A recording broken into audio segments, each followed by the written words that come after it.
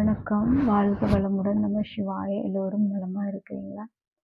இப்ப நானு உங்களுக்கு பயிற்சி தரேன்னு, வாசி தரேன்னு நெறைய பேர் வாதம்ங்கிறீங்க. வாதத்துக்கு சொல்லியிருக்கேன். உஷ்ணத்தினால வரக்கூடியது வாதம். இப்போ நான் ஒரு பயிற்சி தரேன் பாருங்க. வாதப்போக்கி, வாதம் வெளிய எடுக்கிறதுக்கு ஒரு பயிற்சி குடுக்குறேன். இந்த பயிற்சி நீங்க பண்ணுனீங்கன்னா, உங்க உடம்புல இருக்க வாதம் வெளிய வரும். இப்ப பார்த்தீங்கன்னா, இந்த கை இருக்கு பாருங்க. இங்க பாருங்க. நல்லா பண்ணிக்கோங்க.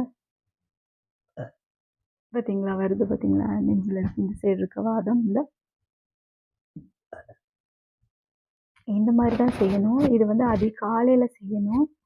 இங்க பாருங்க. கைய இப்படி வச்சுக்கிட்டு, சும்மா இப்படி.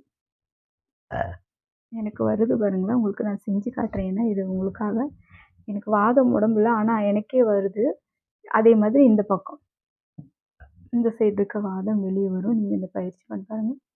இத அதிகாலையில பண்ணணும்.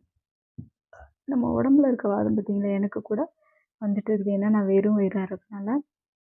நைட்டு உணவு உண்ண மாட்டேன். அதனால அந்த மாரி வாதம் வருது. நீங்க உணவு சாப்பிட்டதுக்கப்புறம் இந்த பயிற்சி பண்ணக்கூடாது. ஆ உணவு சாப்பிட்டுட்டு ஒரு 3 மணி நேரம், 4 மணி நேரம் கழிச்சு பண்ணலாம். இல்ல நீங்க அதிகாலையில இந்த பயிற்சி பண்ணலாம். இந்த வாதமெல்லாம் தேவையில்லாத உஷ்ணமெல்லாம் வெளியில வந்துரும். ஒரு சிலருக்கு வாந்தி வரும். காலையில வாமிட் வரும். எடுத்துருங்க. நான் சொன்ன மாரி இங்க பாருங்க. நெஞ்சில இருக்க அந்த எ தேவையற்ற நஞ்சு பூரா வெளிய வரும். பயந்துக்காதீங்க. ரொம்ப அதிகமா எடுக்காதீங்க. நான் பயிற்சி குடுத்த முறை பார்த்துட்டீங்கன்னா, கைய வச்சு இந்த மாரி செஞ்சிரணும். சரிங்களா? நீங்க ட்ரை பண்ணி பாருங்க. ரொம்ப எடுக்காதீங்க. ஓரளவு எடுங்க. ரொம்ப வாதம் அதிகமா போனாலுமே சோர்வு வரும். அப்போ உங்க வாதத்த கொஞ்சம் கொஞ்சமா தான் இருக்கணும். சரிங்களா? அப்புறம் மூச்சு ஒண்ணு சொல்லி தரேன். சரிங்களா? இந்த நாடி பயிற்சி நான் மூச்சு சொன்னீங்க பாருங்க. சராசரின்னு இப்படி உட்காந்துக்கங்க. மூச்சு எப்படி இழுக்கணும் தெரியுங்களா? சும்மா கைக்கு மேல கை தான் வச்சிருக்கிறேன் கீழ. இங்க பாருங்க. ஒரு கோர்த்துருந்தா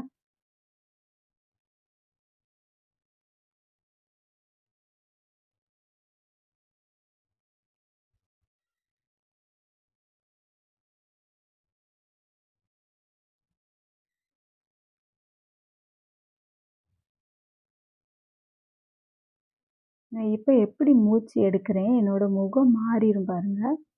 இந்த மூச்சு 2 மூக்கு வழி மெதுவா நுரையீரல்ல கொண்டு போய் நிறுத்திட்டு 2 மூச்சு வழி நிறுத்திட்டு, திருப்பி வெளியில எடுக்கிறேன். இது ஒரு நைட்டு உறங்கக்கூடிய தன்மை உள்ள மூச்சு பார்த்துக்கங்க. ஆனா இந்த வாதம் செஞ்சிராதீங்க. இது காலையில தான் செய்யணும். இந்த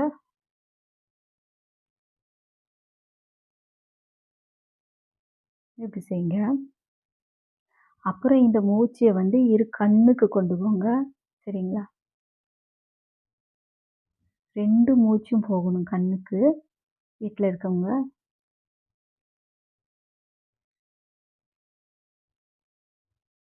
ஒரு மூச்சு வலுக்கட்டாயமா பண்ணாதீங்க. ப்ராப்பரா செய்யுங்க.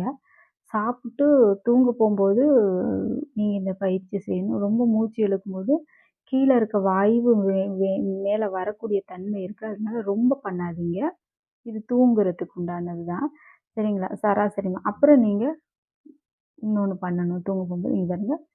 கைக்கு மேல கை தான் வச்சிருக்கேன். உடம்பெல்லாம் லூஸ் பண்ணிக்கோங்க. லூஸ் பண்ணிட்டு சாதாரணமா எண்ணமற்ற நிலை, சிந்தனையற்ற நிலை. அதாவது எதையுமே நீங்களே இல்லா நிலை ஒரு நொடி. எல்லா நரம்பும் லூஸ் விட்டுருங்க. மூளை நரம்போ, இருதய நரம்போ எல்லாம் உங்க உடம்புல எங்கெங்க உறுப்புகள் இருக்கோ அதெல்லாம் லூஸா விட்டுட்டு, நீங்களே இல்லாத மாதிரி ஒ ஒ இது பயிற்சியா எடுத்தவங்க ரொம்ப நேரம் பண்ணலாம். இந்த இந்த பயிற்சி பண்றவங்க இது கொஞ்ச நேரம் தான் நீங்க பண்ண முடியும்.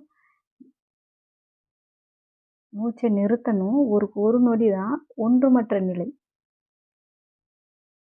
அது மூச்ச நிறுத்தணும்னா மேல இப்படி இழுத்து மூக்குல இழுத்து மேனிக்கு நிறுத்தக்கூடாதுங்க.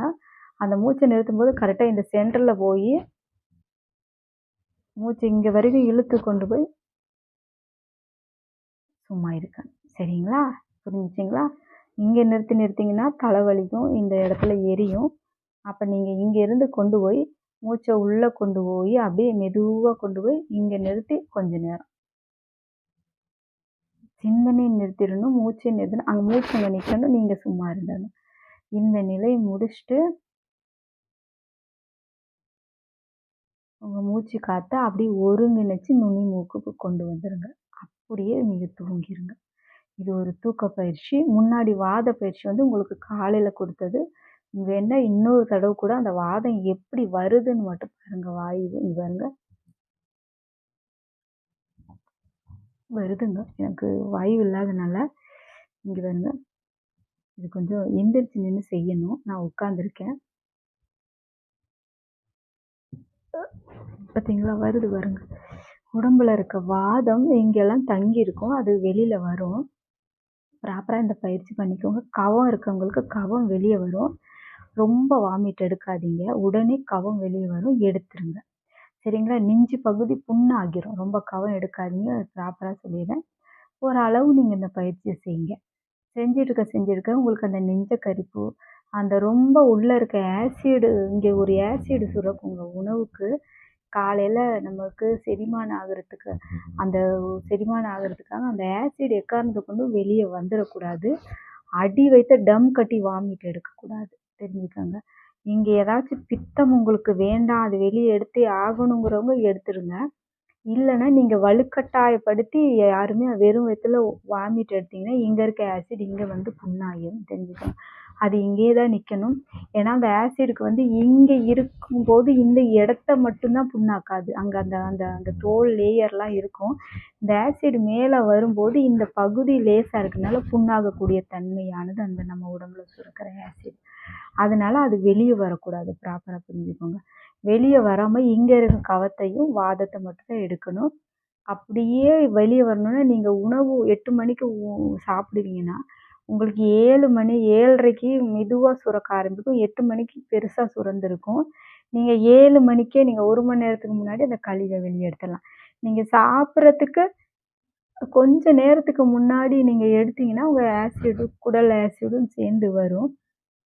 உணவு இருக்க போம்போது எடுத்தீங்கன்னா, உங்க உணவும் சேர்ந்து வரும். இந்த இடமெல்லாம் புண்ணாயிரும்.